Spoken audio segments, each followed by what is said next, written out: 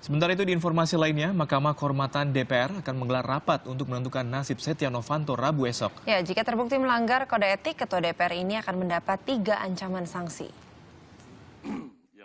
Rabu besok, Mahkamah Kehormatan DPR akan memutuskan ada atau tidaknya pelanggaran kode etik yang dilakukan oleh Ketua DPR. Terkait pertemuannya yang menyertakan saudagar minyak Riza Halid dengan Presiden Direktur PT Freeport Indonesia.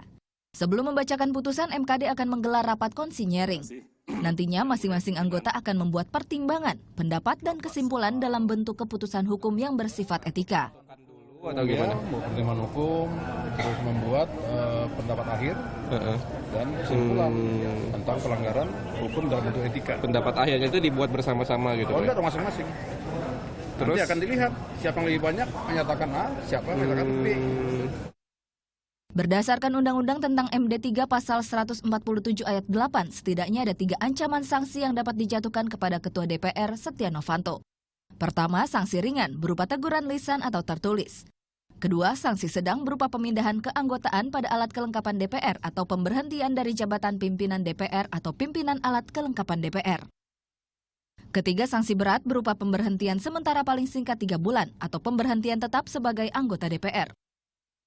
Namun jika dinyatakan bersalah, ancaman sanksi yang tepat bagi Setia Novanto adalah sanksi sedang, yaitu berupa pemindahan keanggotaan pada alat kelengkapan DPR atau pemberhentian dari jabatan pimpinan DPR atau pimpinan alat kelengkapan DPR.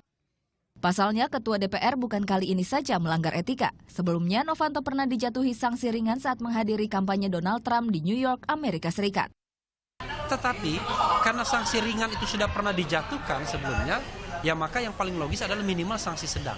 Kalau dianggap salah, tapi kalau tidak dianggap salah ya tentu harus direhabilitasi, kan begitu.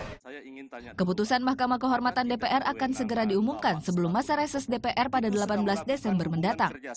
Tim Liputan melaporkan untuk NET.